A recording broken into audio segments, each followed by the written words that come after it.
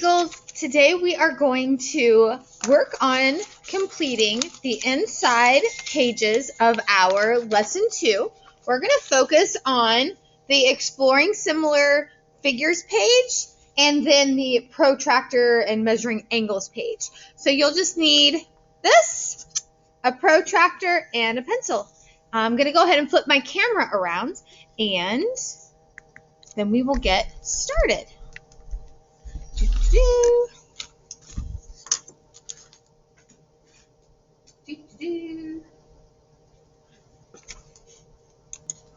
All right, I have everything flipped around here, so I'm going to go ahead and open it up.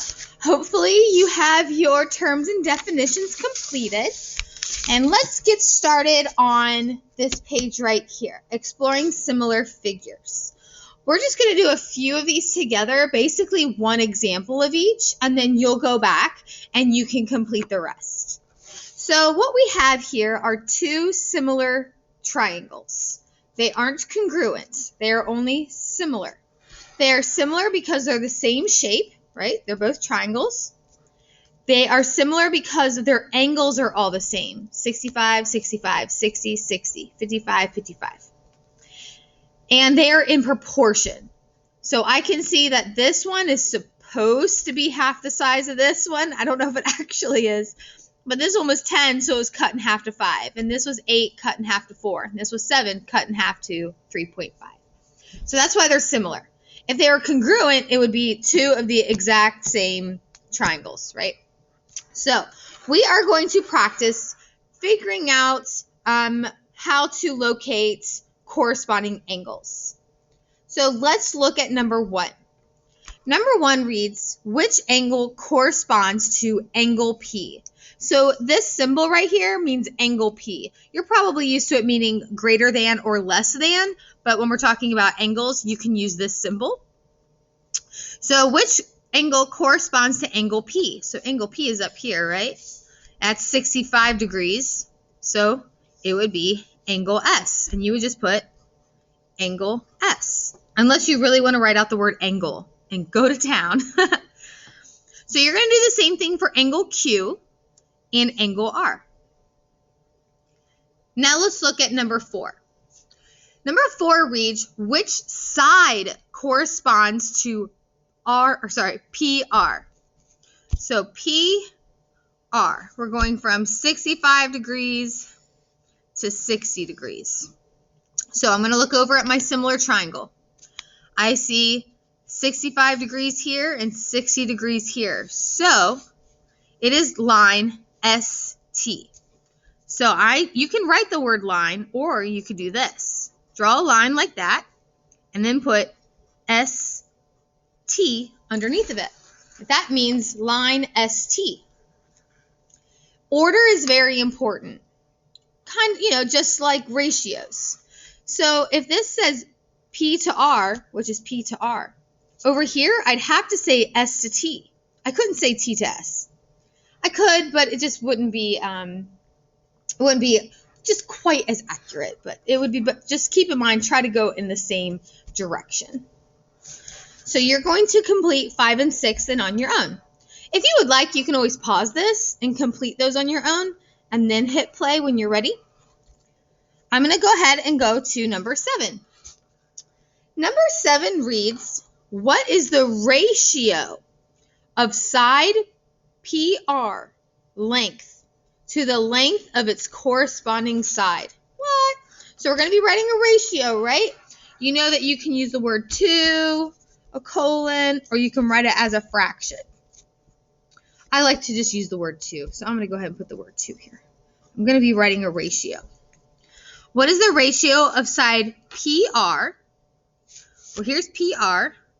That is 8. To the length of its corresponding side. Well, we already know this is the corresponding side, so that would be 4. Ooh, my pencil broke. That would be 4. So that is 8 to 4. 8 to 4. We don't have any units of measurement. None were given in these triangles, so we're not going to include them in our ratio. So you would answer 8 and 9 on your own. Again, you can pause it if you want, and then come back when you are ready for number 10. Number 10. Does each angle and its corresponding angle have the same measurement? Yes or no? Okay, does each angle and its corresponding angle, meaning its matching angle, have the same measurements? So does P and S have the same angle? 65 degrees. V and Q? Yes. R and T? Yes. So of course the answer is going to be yes, because the angles are congruent. They have to be in order to be similar. I have to get a new pencil. Yes. The angles are congruent. Boom. Oh, you probably can't see that. I just wrote, yes, the angles are congruent. So when you are finished with this page, so hit pause, finish this page, and then come back. And we're going to talk about angles. All right. So hopefully you're back, right? Hopefully you finished the previous page. You need your protractor. And we're going to do a quick protractor review. You might think, I remember how to use a protractor, but just in case. Because when we don't use them all the time, we forget that skill, and that's okay. So one thing you want to pay attention to is this little hole right here, right? That little hole. And then it's almost like a bullseye. There's a line that goes across that hole. That line is so important. That's why when sometimes those lines kind of start rubbing off of these plastic protractors, and that's when we have to get rid of them. That's how important this line is. Because that line is where you're going to match up on the angle line. Okay? Then you have two sets of numbers, right? You have 180 in the inside degrees, and it goes all the way to 0. But on the outside, you have 180 degrees, and it goes all the way to 0 to the other side. We will talk about how to distinguish which side you should use. And that's basically if an angle is acute or obtuse, which I know everyone learned in 4th grade last year, right? Acute is when an angle that is less than 90 degrees, and obtuse is an angle that is larger than 90 degrees. So you had a lot of practice with that in 4th grade. Here we go. So we are just practicing measuring these angles. I'm going to show you some tricks that I like to do. You do not have to do them, but it's just something I like to do. First, I like to put a dot or like a little circle like this at the vertex of where both of the lines meet. Because that dot is going to help me line up with this hole right here in my protractor. So I'm going to put this hole right on top of my dot. And remember that line I was telling you about? That line? That is where you want to line it up on this one. So sorry if you remember all this. So I have it there. Now, here's another trick. I don't like how I have to try to follow this arrow line with my eyeballs. That's kind of hard. So I like to take my lines and I like to make them longer. That. See how I did that? I just used this as a ruler. I lined it up on this line right here, this line segment, and I went zoop. Now, if I take my hole here and I put it on the circle dot I made, and I use that line to put it on top of the angle line segment, now I can follow this line all the way out. Isn't that nice? Now, how do you know if it's 23-ish? Or if it's 158. Well, we know that this angle is larger than 90 degrees, right? It's obtuse. So it has to be the larger number. So I think I got 158. It's okay if you're off by a couple degrees. We're humans and we're just using our eyes and not a machine to measure it. So it is okay if you're off a couple degrees. Let's do one more together. Let's do this one right here. I'm going to go ahead and I'm going to extend that line because I like to do that. It makes it easier for me to measure. Okay, and I'm going to put my dot. Okay, so I'm going to line up the hole of my protractor. right on top of my dot with this line right here, right? The line that's important that you can't see once you put it on top of that. I'm going to follow my line up. I got about 29 degrees, and I know it's 29 and not 150 because this is an acute angle, right? It's acute. It's real little and cute because that, I know it's less than 90 degrees. So I'm going to go with 29 degrees. It's not quite at 30. So 29 degrees. So you're going to complete the rest of these on your own. You can go ahead and hit pause if you would like, and then come back and we'll look at the bottom section. All right, so hopefully you completed the top part. And we're going to look at this bottom section together. So we are going to draw our own angles now. We're going to draw our own angles now.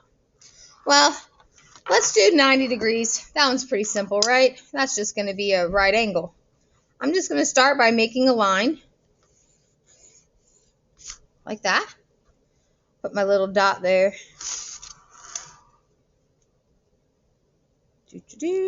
Oh, my protractor was upside down. And 90 degrees is right here. Right? Because I'm just making a perfect, trying my best to make a perfect 90-degree angle. I need to put my arrows on there, though. I'm going to put a little box here because it's 90 degrees. All right. How about now we do a 38-degree angle? Let's do the 38-degree angle together. Again, I'm going to go ahead and draw the baseline. I'm going to put my little dot there. And then I'm going to line up my protractor. And it's 38 degrees, so it's acute, right? It's small. So I know I should not be out here in the 100s. I need to be 30s, 38. So 30, here's 35. 38's about there. And then I'm going to turn it like this. And go. That is my 38-degree angle. Do you want to do one more together? We can do one more together. Let's do 110. Let's do, since we did a 90-degree and acute, let's do one obtuse one together. So again, I'm going to draw my baseline. Now, it doesn't matter which side you have the angle go. It could go this way or it could go that way. I'm just going to have mine, I have mine open up this way. So I'm going to put my dot here. I'm going to line up my protractor with my dot in the line. And I'm going to 110. So here's 110. Remember, it's not this 110 over here. If it was this 110, it would be an acute. I have to look at this 110. So I'm trying to use my eyeballs here the best I can. If you have a ruler, it kind of makes it easier. So I'm doing that. Then I will connect it. Mine's a little off. I'm going to do it again. Mine's a little off. Oh, yeah. I moved my protractor from my dot. That's what happened.